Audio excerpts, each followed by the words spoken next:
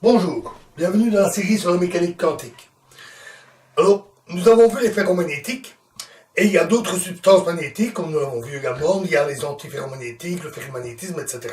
Donc ici, nous allons voir l'antiferromagnétisme. Alors, en 1932, Néel a montré que si l'intégrale d'échange pour les spins était négative, il n'y avait pas formation de phase ferromagnétique, mais en dessous d'une température Tn, appelée maintenant température de Néel, il se formait une phase antiferromagnétique. C'est-à-dire qu'il existe alors dans la structure cristalline, dans l'organisation des ions magnétiques, deux ou plusieurs sous-réseaux qui chacun sont ordonnés, le total donnant une aimantation magnétique nulle. Prenons un exemple simple dans le réseau cubique. Donc on a des ions représentés par les points noirs et aussi des atomes non magnétiques.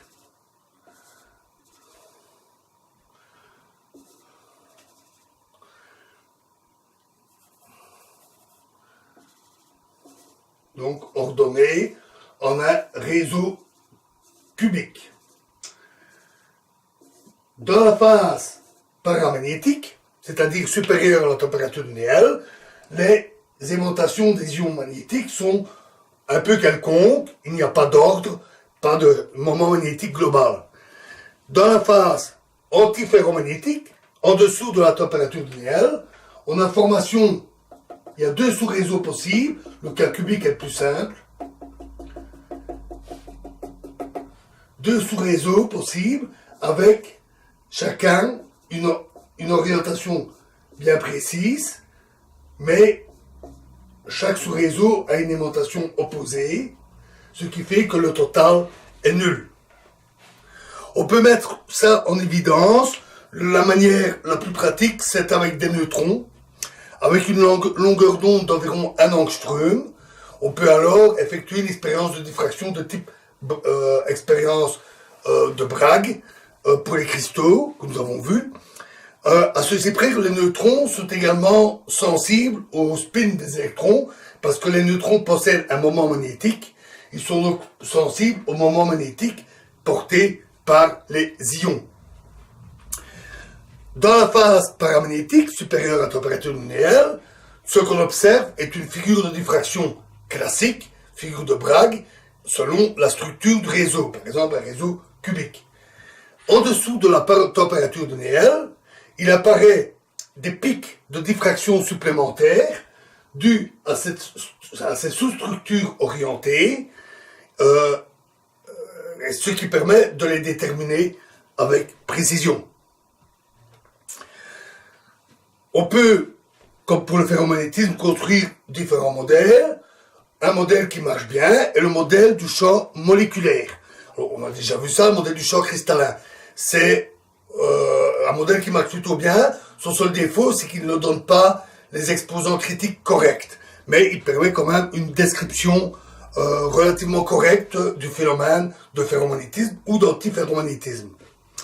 Ici, on a deux réseaux, A et B, chacun avec son aimantation MA et MB.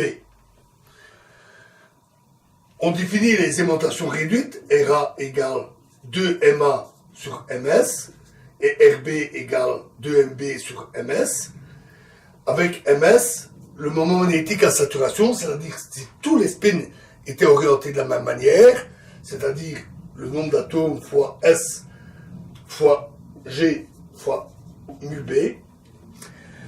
Alors le 2 est dû au fait qu'on ne considère que la moitié des ions pour un des moments magnétiques, A ou B. Les ions sont plongés dans un champ effectif, en vue que la méthode du champ moléculaire équivaut à des ions indépendants, des spins indépendants, qui seraient plongés dans un champ global, un champ effectif. Et pour les ions du réseau A, le champ magnétique effectif, c'est le champ magnétique appliqué, moins un certain coefficient Q1 fois RB, moins Q2 fois RA. C'est-à-dire que les ions A sont soumis au champ moyen des deux sous-réseaux. De même, pour B, on a BB, on a B moins Q1 RA, cette fois-ci bien sûr, moins Q2 RB. À noter que, en appliquant la méthode du champ moléculaire, on montre que les QI sont donnés par moins 4 ZI, JI sur G mu B, JI étant l'intégrale d'échange, ZI les plus proches voisins. Alors, on voit que c'est négatif, ce qui veut dire que ici, les coefficients normalement sont positifs, donc JI est négatif, ce qui correspond au cas de l'antiferromagnétisme. Les plus proches voisins, donc Z1, c'est pour les plus proches voisins. Par exemple, dans un réseau cubique, il y a 4 plus proches voisins, plus dans l'autre dimension, c'est à 3 dimensions, donc il faut en tout, il y en a 6. Et Z2 correspond au second plus proche voisin, c'est-à-dire 2 crans plus loin dans la structure. En effectuant tous les calculs, on arrive alors à une température critique, la température de Néel, qui est donnée par S plus 1 G mu B sur 3K, la constante de Boltzmann, fois Q1 moins Q2. C'est là qu'on voit que Q1 doit être positif pour avoir est plus grand que Q2, mais ça c'est souvent le cas puisque les seconds voisins sont plus loin, l'influence est plus faible. La température sera positive si Q1 est positif, c'est-à-dire si l'intégrale d'échange est négative. On peut pousser les calculs plus loin. Alors, je ne vous ai pas donné le détail des équations, mais en champ faible, en menant les calculs, on trouve que le champ magnétique est proportionnel à B sur T moins θ.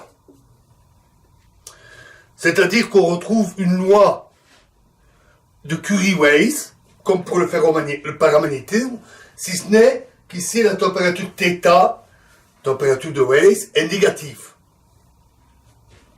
On peut calculer les susceptibilités magnétiques. Alors on doit tenir compte de 2 cas.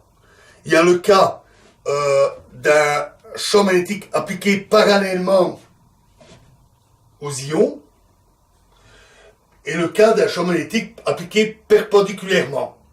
Dans le cas d'un champ magnétique parallèle, on a des contributions opposées pour les deux ions, tandis que pour un champ magnétique perpendiculaire, les ions vont se déplacer légèrement pour s'orienter en direction du champ magnétique. Donc on a une contribution qui est différente. En faisant les calculs et en traçant le graphique, en fonction de la température, ici on a la température de Néel, en traçant la susceptibilité, on trouve que la susceptibilité perpendiculaire est à peu près constante jusqu'à la température de Néel, où elle diminue ensuite assez vite. Et la susceptibilité parallèle, elle, est zéro au zéro absolu, ce qui est assez logique, puisque les deux contributions dans ce cas-là sont opposées et elles s'annulent. Ce n'est qu'à température plus grande, avec l'agitation thermique, qu'on peut avoir une contribution. Et on voit effectivement que l'on a une croissance de la contribution parallèle par rapport à la perpendiculaire. On peut aussi calculer la susceptibilité d'une substance sous forme de poudre. Dans ce cas-là, les orientations des différents grains seront un peu dans tous les sens, n'importe comment par rapport au champ magnétique appliqué, et on vérifie facilement que la susceptibilité dans le cas des poudres, c'est le cas parallèle, plus 2 fois le cas perpendiculaire divisé par 3. C'est un peu logique, puisque si on a un champ magnétique comme ça, alors on aura les cas parallèles, des cas perpendiculaires comme ça, des cas perpendiculaires comme ça. Donc il y a 2 fois plus de cas perpendiculaires, d'où la moyenne pondérée. Et on trouve alors une valeur comme ceci. On trouve en particulier que la susceptibilité magnétique sous forme de poudre à 0 Kelvin est égale aux 2/3 de la susceptibilité à la température de Néel. Ce qui peut se vérifier. Alors il y a toute une série de substances qui sont antiferromagnétiques. Je vais donner quelques exemples. L'oxyde de manganèse, par exemple, a une température de Néel de 122 Kelvin. L'oxyde de fer ferrique dit alpha, c'est la structure dans laquelle il cristallise, est de 950 Kelvin. Et l'oxyde de gadolinium et d'aluminium est une température de Néel de 3,29 Kelvin, donc très proche du zéro absolu. On peut mesurer facilement cette grandeur-là, le rapport des deux, et on obtient pratiquement 2/3. Pour l'oxyde de manganèse, on obtient 0,69 au lieu de 0,66. Et pour l'oxyde de gadolinium et aluminium, on trouve 0,67. Et ainsi pour d'autres cas. Un des cas où on a le plus difficile à le mesurer, c'est le cas de l'oxyde de fer, parce que sa température de Néel est de l'ordre de 700 degrés, et à ces hautes températures, c'est difficile à mesurer. Si on continue les calculs et on calcule la capacité calorifique, on constate qu'elle est discontinue, comme dans le cas ferromagnétique, du moins dans la théorie du champ moléculaire, qui n'est pas parfaite. Mais ça montre qu'on a, comme pour le ferromagnétisme, une transition du second ordre. Voilà, alors nous continuerons dans la prochaine vidéo en regardant de peu plus près l'étude expérimentale de l'antiferromagnétisme. Nous parlerons de le comportement en champ magnétique fort, des phénomènes de changement de phase et de l'hélimagnétisme. Un petit mot sur ce cas-là. Je vous remercie.